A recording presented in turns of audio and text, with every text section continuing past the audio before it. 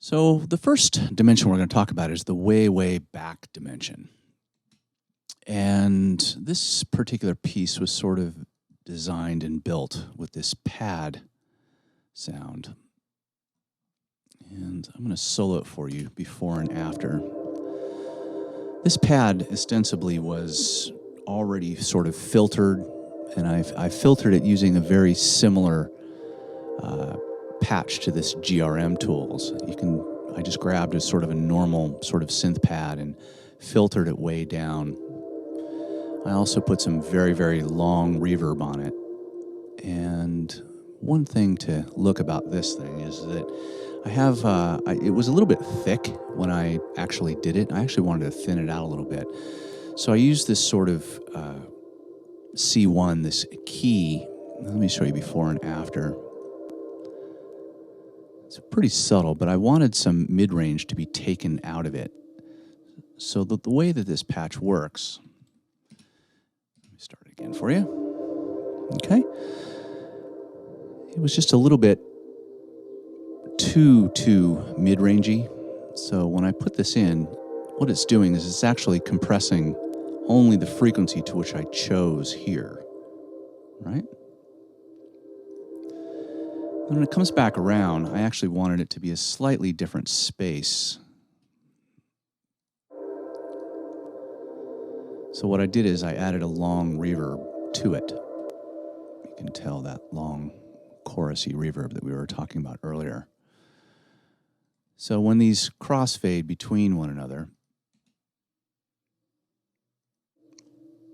right, they just sort of slightly change dimension. It's all about sort of changing dimensions constantly to me. Okay.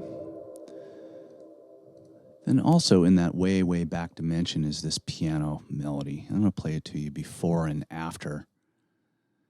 And let me bypass all the processing on it. You can see it's just sort of a normal, right? Just a normal piano sound. As you can tell, what I wanted to do is, because I want to push this thing way, way back, the first thing I'll do is I'll actually filter it. Right? Before. I wanted it to be not quite totally full bandwidth.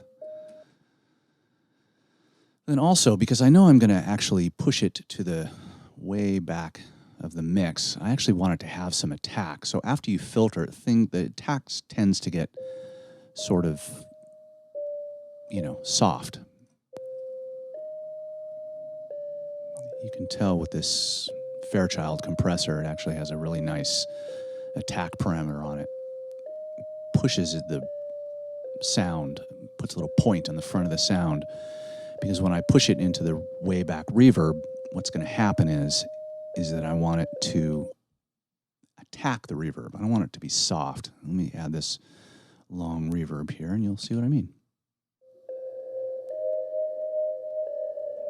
Right? Way far back. So this is our back dimension. And you'll see as I start to place things in the forefront that this will actually go further back.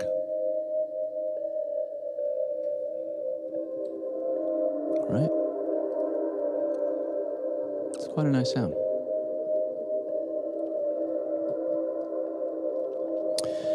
In the next chapter, we're going to talk about bringing things into the forefront, which will actually help this go further back.